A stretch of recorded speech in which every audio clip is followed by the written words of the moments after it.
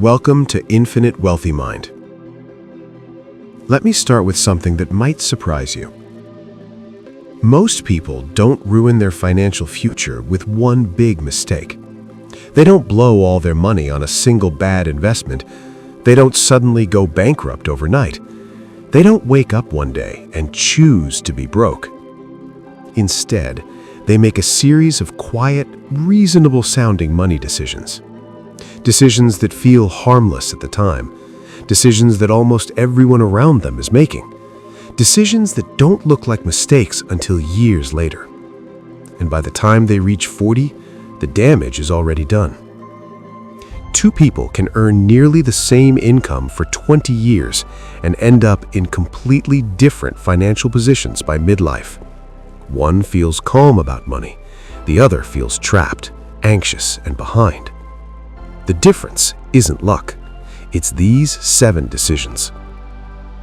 Decision 1. Lifestyle inflation. This is the most dangerous decision because it hides behind progress.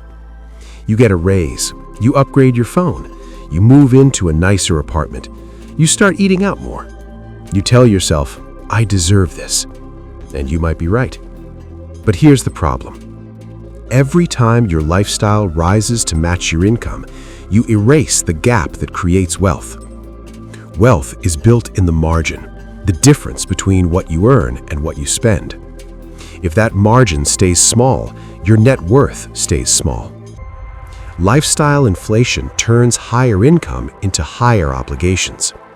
It quietly locks you into needing your next paycheck before you even receive it. And what makes it worse is that lifestyle inflation doesn't feel reckless. It feels normal.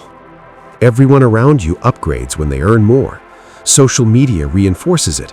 Advertisements normalize it.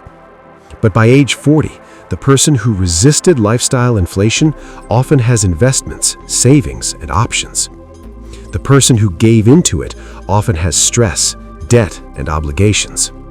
Same income, completely different outcome. Decision 2. How you handle your first real car. Cars are one of the most underestimated wealth killers. Not because cars are bad, but because people massively overspend on them early in life. Most people buy cars based on monthly payments, not total cost. A 7-year loan feels manageable. The payment fits the budget. The car feels impressive. But cars don't build wealth, they extract it. Every dollar tied up in a depreciating asset is a dollar not compounding for your future. The car you buy at 25 doesn't just cost money today, it costs you opportunity for decades. That same monthly payment invested instead could grow into hundreds of thousands of dollars over time. By age 40, people who drove modest cars often have portfolios. People who chased status through vehicles often have nothing but maintenance bills and regret. This isn't about never enjoying a car. It's about understanding that your early car decisions echo louder than you think. Decision 3. When you start investing. This decision is brutal, unfair, and unforgiving. Time matters more than effort. Someone who invests consistently from 25 to 35, even small amounts, often ends up ahead of someone who waits until 35 and invests aggressively. Why?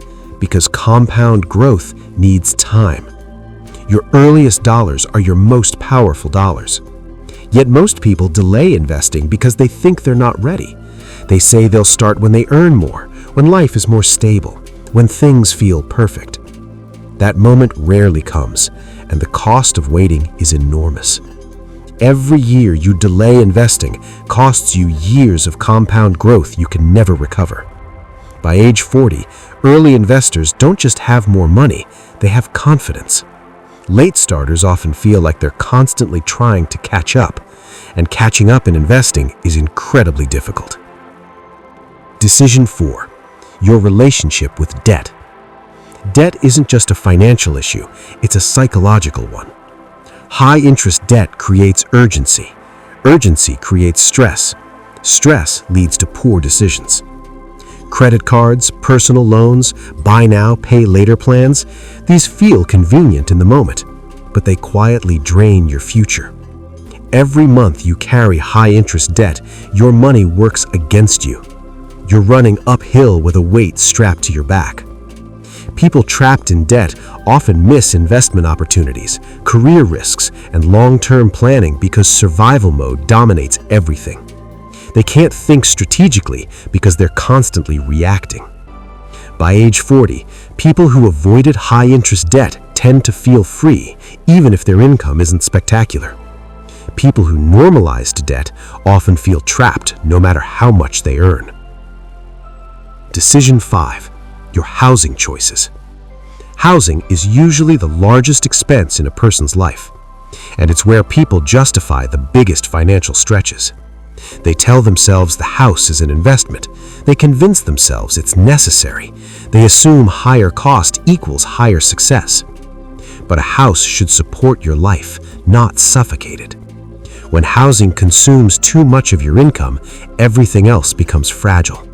Savings disappear, investments slow down, any disruption becomes a crisis.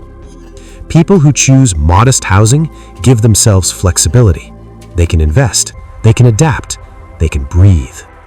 By age 40, modest housing choices often result in stability and options.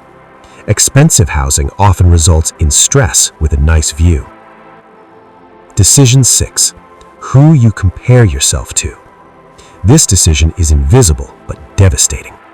Most people don't measure success objectively, they measure it socially. They compare their behind-the-scenes reality to other people's highlight reels.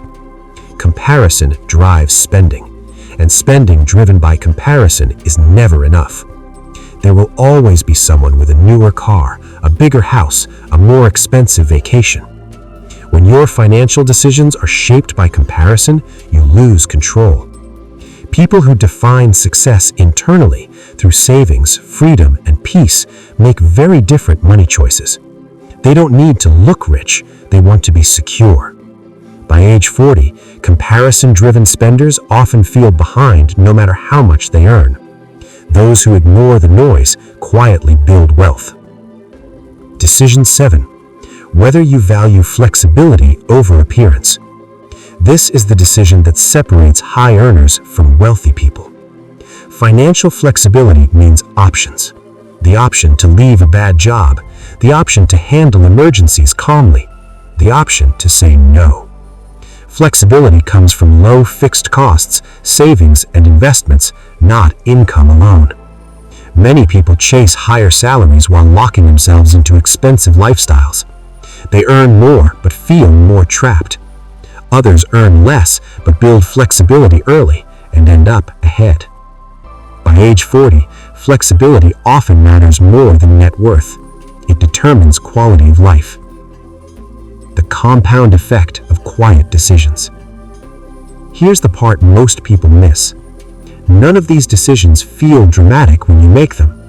Buying a slightly nicer car, upgrading your apartment, waiting another year to invest. They feel small, but money compounds quietly. So do mistakes.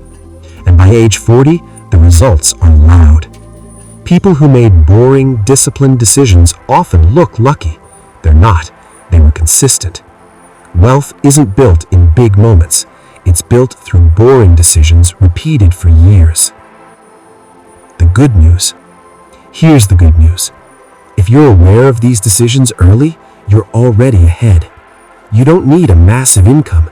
You don't need perfect timing. You don't need to be extreme.